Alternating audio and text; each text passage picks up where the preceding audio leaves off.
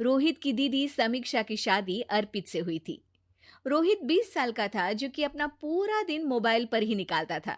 कभी पबजी खेलता तो कभी यूट्यूब चलाता। एक दिन अर्पित और समीक्षा समीक्षा के मम्मी पापा से मिलने आते हैं और देखते हैं कि रोहित मोबाइल से हटने को तैयार ही नहीं है। अरे रोहित, तुम्हारी तो आईआईटी की परीक्षा है ना? तुम तैयारी नहीं कर रहे हो परीक्षा की? वो सब तो मोबाइल पर ही हो जाएगा। ये देखिए, ये है गूगल। इससे जो भी पूछो वो सब बता देता है। तो आखिर कागज क्यों बर्बाद करूं? अरे पर तुम इन प्रश्नों की तैयारी बिना लिखोगे कैसे? उसमें क्या है, ये देखिए नोटपैड, बिल्कुल कॉपी जैसा है, इसी पर कर लूंगा। हम जब तुम्हारी उम्र के थे तब हम दोस्त मिलकर प्रश्न हल किया करते थे। उससे हमारी हैंडराइटिंग की भी प्रैक्टिस हो जाती थी और समय का भी अंदाजा लग जाता था। और फिर साथ में हम एक दूसरे की मदद भी कर देते थे अगर कोई अटक जाए तो।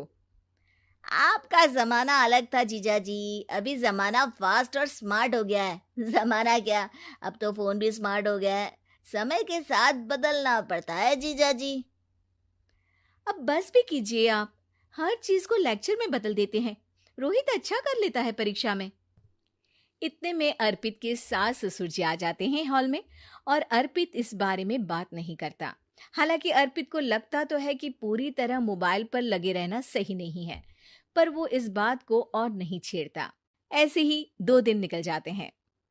समीक्षा, मुझे काम से फोन आया था, मुझे वापस काम पर लौटना पड़ेगा। पर हमें आए हुए तो 2 ही दिन हुए हैं। अभी चले गए तो माँ और पापा को अच्छा नहीं लगेगा ना। अच्छा ठीक है, तुम रुक जाओ, मैं काम खत्म करके फिर लौट आऊंगा। एक काम कीजिए ना, परसों रोहित भी परीक्षा के लिए निकलेगा, आप उसी के साथ निकल जाना। दोनों वैसे भी बात नहीं करते, साथ में जाएंगे तो हो सकता है आप लोग आपस में बातचीत भी करने लग जाओ।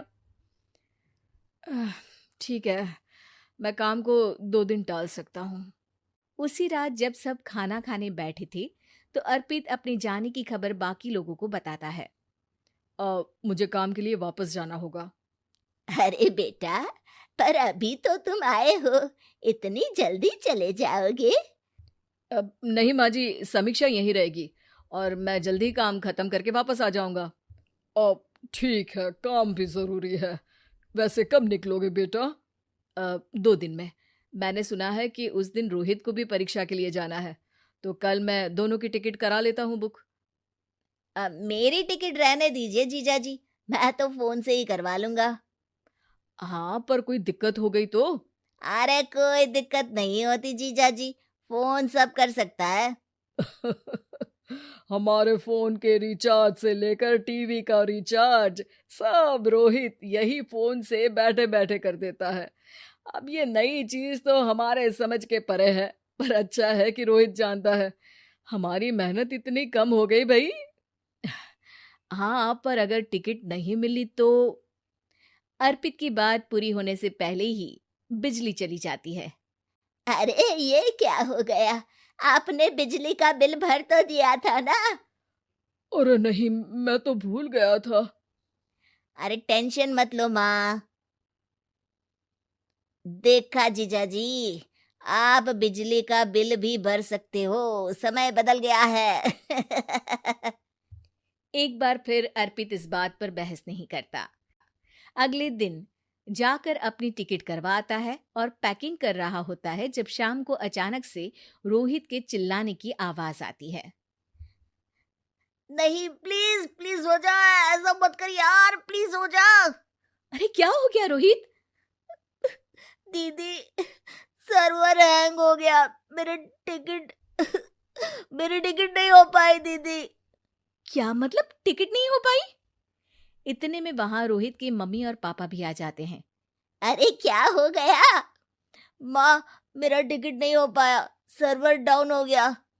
अरे पर तूने तो बोला था कि हो जाएगा। हो जाता है, पर अब क्या करूं, ये क्या हो गया?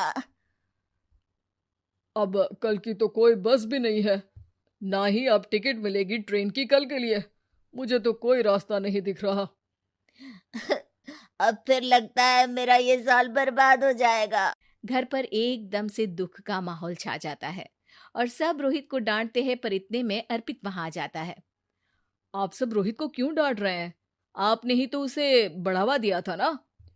लेकिन इसकी लापरवाही के कारण इसकी परीक्षा छूट जाएगी। इसने तो हमसे कहा था कि टिकट हो जाएंगे। हे भगवान, अब क्या होगा? चिंता करने की कोई बात नहीं है। मैंने एक एक्स्ट्रा टिकट करवा ली थी।